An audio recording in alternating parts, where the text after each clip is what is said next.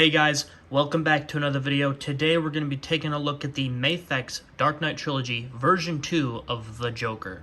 So without further ado, let's get into it. Alright guys, so I've actually had this figure for quite some time now.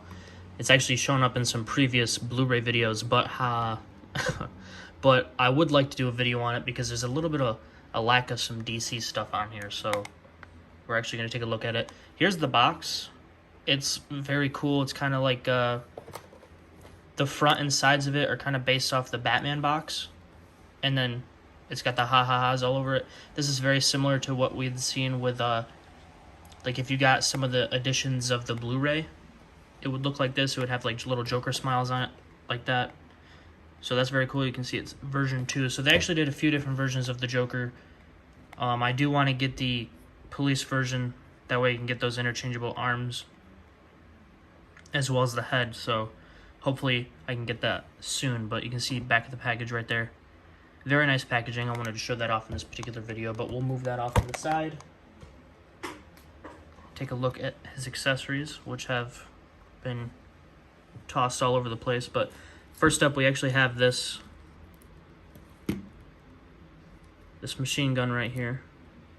And the actual name of this gun I have heard before, but it escapes me right now.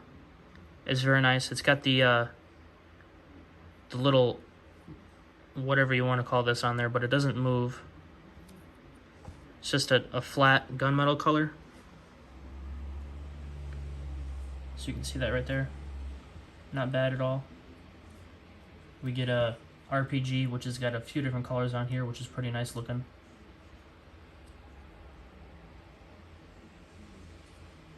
This part is actually removable, which I don't think I ever realized that.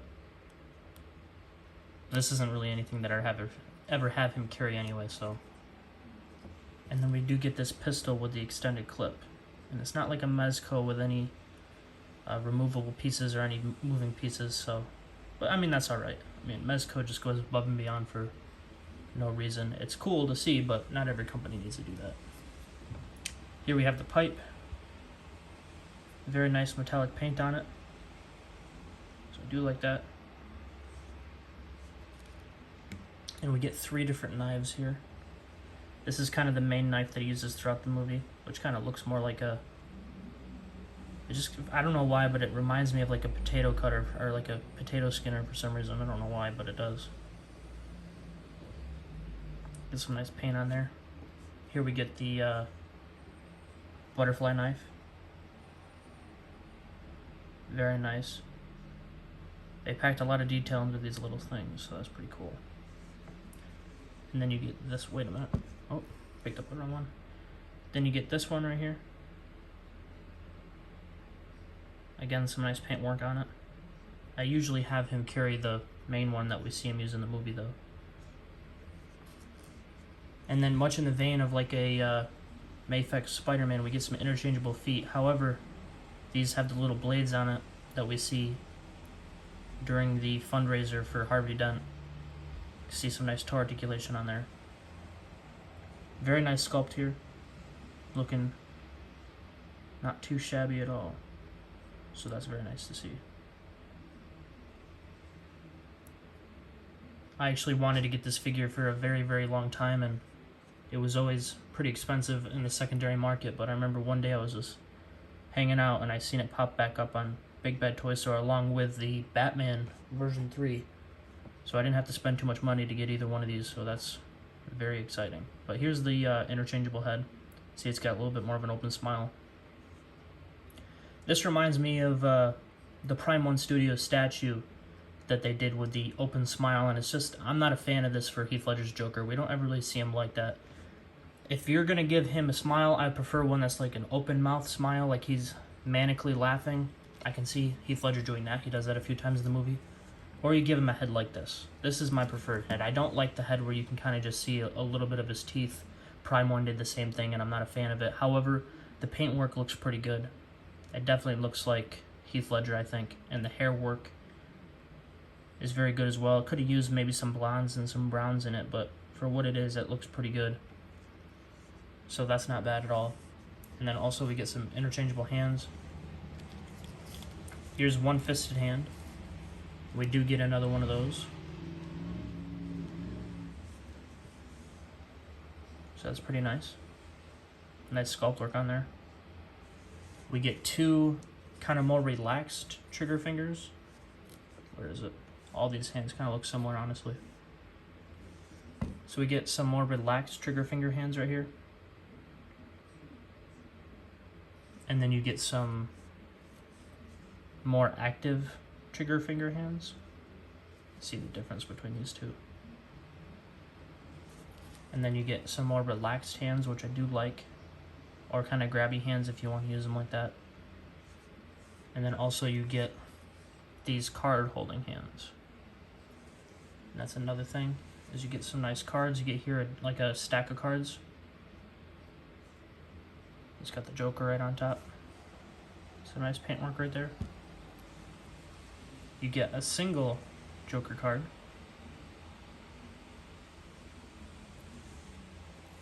Then you get these two right here.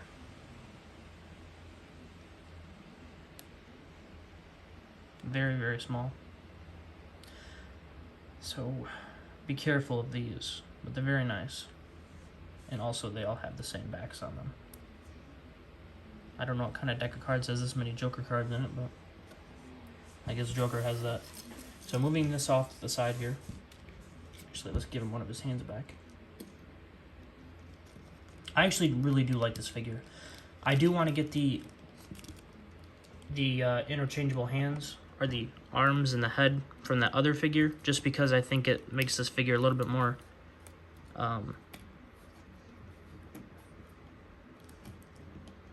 it gives him more options, you know. This one's still really good though, and having the Cohen on it isn't bad at all. Just gives it a little bit something different on the shelf, so I like that. But let's actually take a little bit of a closer look at the head here. I really do like this. This is a nice head. I think they did a very good job compared to the previous version. However, I do really like the jail scene one that comes with the Joker or the police figure. This one is very nice. Very much reminds me of the Hit Me scene. I don't know why, but it really does. I like it a lot. And you can see here it's kind of got that yellowy skin tone that MAFEX was doing for a long time. They've definitely moved away from it since, but it's alright. You can see with... I'll actually grab this right over here. With the version 3 Batman heads, it's a little hard to tell on camera. It's actually not this yellow in person. This is more the lights doing it in the camera. But it's a little bit harder to tell, but this looks a little bit more natural. But you can see all that detail work in there. The arms here, let's actually pop this off so we can take a look at this.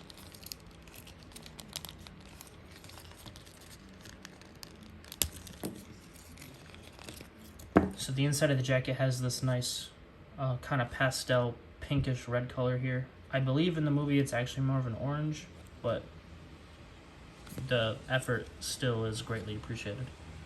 And you can see the sculpt work here for the gray blazer underneath.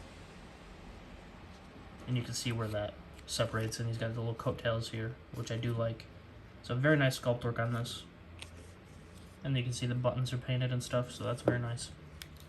And then for the actual underneath, this looks really good. All the paint work on here, all the shading and stuff like that for the wrinkles. You can see the missing button right there. I feel like the tie isn't accurate. I see Heath Ledger's tie always painted differently, so at this point I'm not even sure what is accurate because I see so many different things.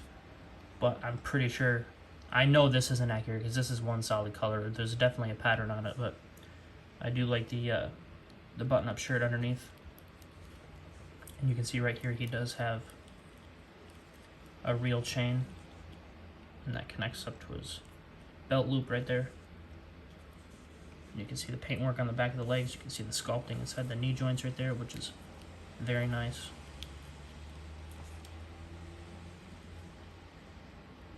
Very nice pinstripes, and you can see here he's got these other feet that don't have the blades on them, obviously. So popping this back on right here. I'm going to give you the articulation with the coat on, because if you just have this figure, then it doesn't really matter what he can do without it on. I will do, if I get that other figure sometime soon, then I will do another articulation segment without the coat on it. But with the combined neck and head joints, you can go up this far. Oh. You can go down that far, which is very nice. Some nice pivoting. I really like this figure having kind of the tilted down like that, so I do like that. The head swivels, the neck swivels too if you're able to grab it. And you can see some nice paintwork on the neck as well. Inside the jacket, his arms are able to go just about, oh, they popped out. Now this doesn't actually pop out pretty easy, so I don't think it's like some of those other MAFEX figures where the limbs fall off. This one, it takes a little bit of force. So that was just me trying to push it as best, but it's a little bit less than horizontal. You do get a 360 all the way around. You get a shoulder swivel or a bicep swivel. Double jointed knees. I mean double jointed elbows, which go in that far. And then you can, as long as you have it configured right, you can get the wrist going in any sort of direction. And then with the combined waist and torso articulation, you can get him to bend. It's kind of hard to tell, but you can get him to bend pretty far. And then going all the way back. It's hard to get everything in there, but he goes pretty far back. The legs move out pretty far. You can go forward. There's also drop down hips too, so that's pretty nice. There's a thigh swivel. Actually, he can go up this far. I don't think I finished, but and he can go back. It's a single jointed knee, but it's better than 90, so that's pretty good. And then you get a foot rotation. Ankles go down, up, and then you get some nice toe pivot. Toe articulation and a nice ankle pivot right there. So this is actually a little bit harder to do the articulation than I thought it would be, but through and through, I think this is a really nice figure, and I do recommend it 100% if you can get your hands on it. I'm not entirely sure if it's still up on the Big Bad Toy Store website, because I have had this for about a year now.